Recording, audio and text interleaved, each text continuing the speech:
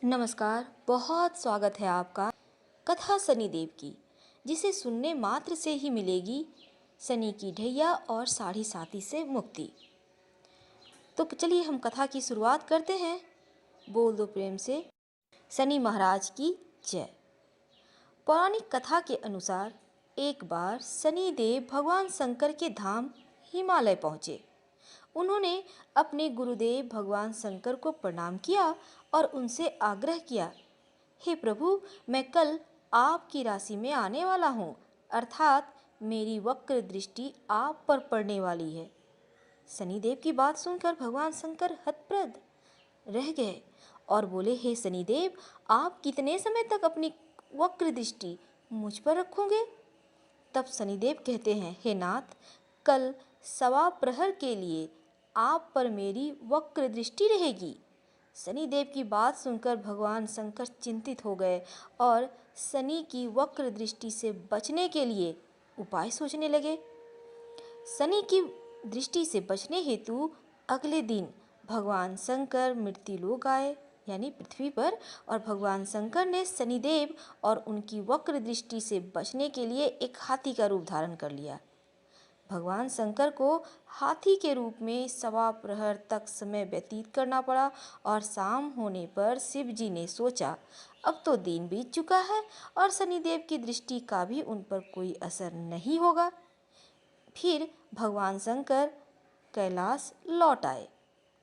भगवान शंकर बहुत प्रसन्न मुद्रा में हैं, लेकिन जैसे ही कैलाश पर्वत पहुँचे, उन्होंने शनिदेव को उनका इंतजार करते हुए पाया। भगवान शंकर को देखकर शनिदेव ने हाथ जोड़कर प्रणाम किया और कहा, हे शिव जी।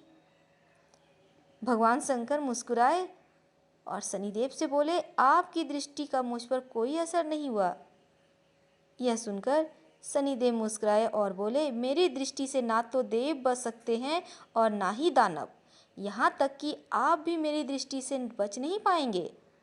यह सुनकर भगवान शंकर आश्चर्यचकित रह गए। शनिदेव ने कहा, मेरी ही दृष्टि के कारण आपको सवा प्रहर के लिए देव योनि को छोड़कर पशु योनि में जाना पड़ा। इस प्रकार मेरी वक्र दृष्टि आप पर पड़ गई और आप इसके पात्र बन गए। शनिदेव की न्यायप्रियता को देखकर भगवान शंकर प्रसन्न हो गए और शनिदेव को हृदय से लगा लिया। दोस्तों, इसी प्रसंग में एक और कहानी आती है शनिदेव की, जिसे सुनने से आपको अक्षय पुण्य की भी प्राप्ति होगी और शनिदेव की कृपा भी मिलेगी। तो आइए हम शुरुआत करते हैं। एक बार सबसे ज़्यादा श्रेष्ठ कौन है, इसको लेकर सभी देवताओं में वाद विवाद होने लगा। जब वाद विवाद बढ़ गया, तब सभी देवराज इंद्र के पास पहुँचे और पूछा कि देवराज बतलाइए, हम सभी देवगणों में सबसे श्रेष्ठ कौन है? उनकी बात सुनकर देवराज भी चिंता में पड़ गए कि इनको क्या उत्तर दूं। फिर उन्होंने कहा, पृथ्वी लोक में उज्जैनी नामक नगरी है, वहाँ के राजा विक्रमादित्य, जो कोई न्याय करने में बहुत ज्ञानी है और वह दूध का दूध और पानी का पानी कर देते हैं। आप उनके पास जाइए, वो आपकी शंका का समाधान जरूर करेंगे। अब सभी देवता देवराज इंद्र की बात मानकर राजा विक्रमादित्य के पास पहुंच गए। उनको अपनी बातें बतलाई। तब विक्रमादित्य ने अलग अलग धातुओं जैसे सोना, तांबा, कांसा, इन सभी धातुओं के अलग अलग आसन बनवाए और सभी को एक के बाद एक बैठने को कहा गया। इसके बाद राजा ने कहा, फैसला हो गया, जो सबसे आगे बैठे हैं वो सबसे ज़्यादा श्रेष्ठ हैं। इस हिसाब से शनिदेव सबसे पीछे बैठे थे। राजा की ये बात सुनकर शनिदेव को बहुत क्रोध आया और राजा को बोला, तुमने मेरा घोर अपमान किया है, जिसका दंड तुम्हें भुगतना पड़ेगा।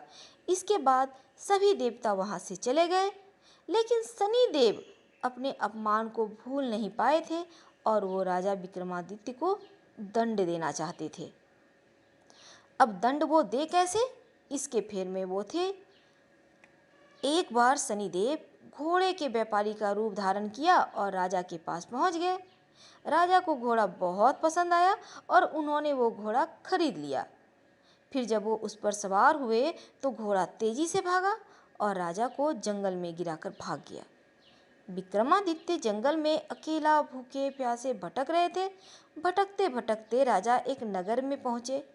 वहाँ जब एक सेठ ने राजा की ये हालत देखी तो उसे राजा पर बहुत दया आई और उसने अपने घर में शरण दिया। उस दिन सेठ को अपने व्यापार में बहुत मुनाफा हुआ था, तो उनको लगा ये मेरे लिए बहुत भाग्यशाली है।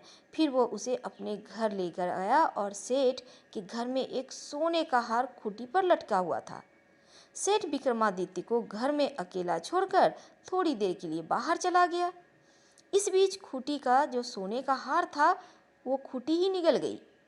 सेठ जब वापस आया तो सोने का हार को ना पाकर बहुत क्रोधित हुआ। उसे लगा कि राजा विक्रमादित्य ने हार चुरा लिया है। वो उसे लेकर उस नगर के राजा के पास गया और सारी बातें बतलाई। राजा ने विक्रमादित्य से पूछा कि ये सच है? तो विक्रमादित्य ने बतलाया कि वो सोने की हार खूंटी निगल गई, जिस पर राजा को भी भरोसा नहीं हुआ और राजा ने विक्रमादित्य के हाथ पैर काट देने की सजा सुना दी। फिर विक्रमादित्य के हाथ पैर काटकर नगर के चौराहे पर रख दिया। एक दिन उधर से एक तेली गुजर रहा था। उसने जब विक्रमादित्य की हालत देखी तो बहुत दुखी हुआ। वह उसे अपने घर ले गया और वहीं रखा। एक दिन राजा विक्रमादित्य मल्हार गा रहे थे और उसी रास्ते से उस नगर की राजकुमारी जा रही थी।